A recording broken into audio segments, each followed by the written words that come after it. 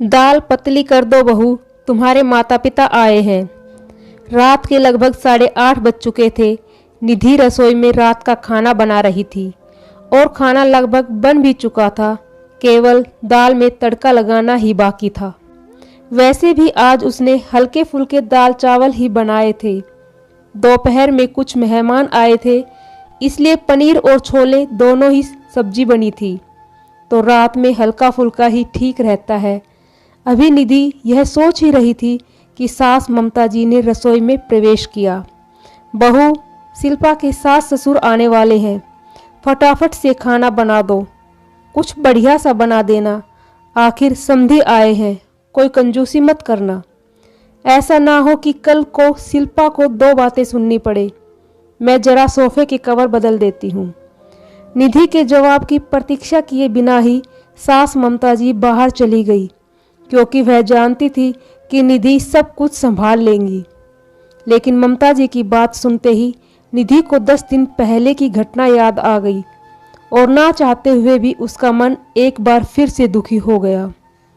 दरअसल ममता जी की आदत है, वह अपने रिश्तेदारों का स्वागत बहुत ही अच्छे से करती है, लेकिन अक्सर जब निधि के घर में कोई भी आता है तो उन्हें उचित सम्मान नहीं देती है। जब भी निधि के घर से कोई आता है तो ममता जी अक्सर मुंह बना लेती है। कभी अच्छे तोहफे ना लाने का ताना देती है, तो कभी यह ताना देती है कि बेटी के घर यूँ रोज रोज नहीं आया जाता।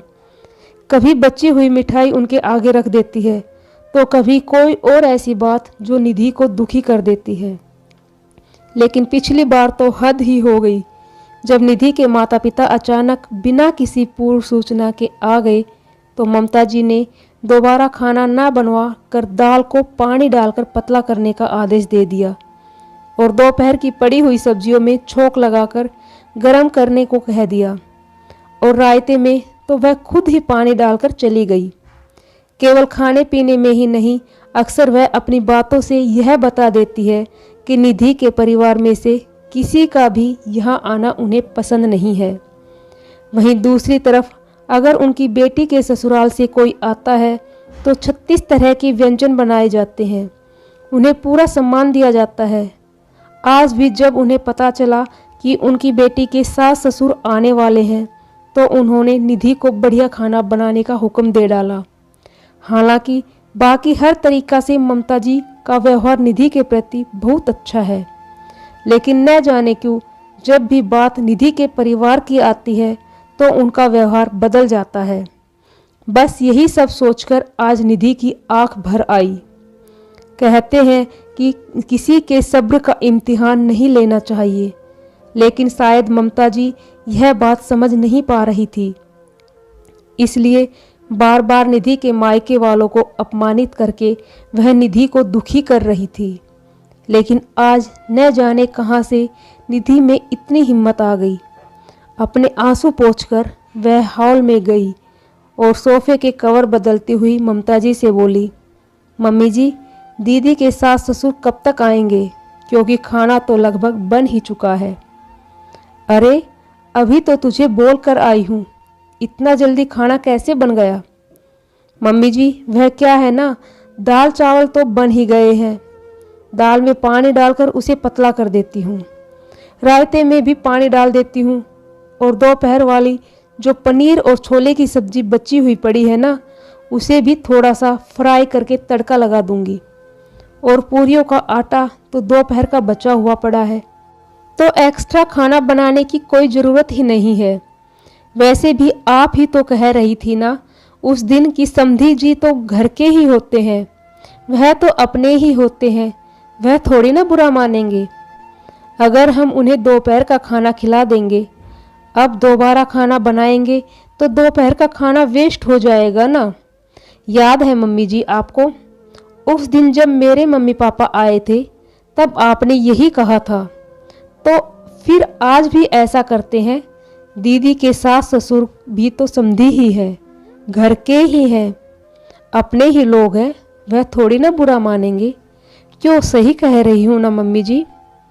निधि की कही हुई हर बात आज ममता जी को आईना दिखा रही थी और उन्हें यह एहसास करवा रही थी कि आज तक वो निधि के परिवार के साथ कितना गलत कर रही थी। शायद इसलिए निधि के कहने से इतना सब कुछ सुनने के बाद आज निधि से आंख मिलाने की उनकी हिम्मत नहीं हो रही थी।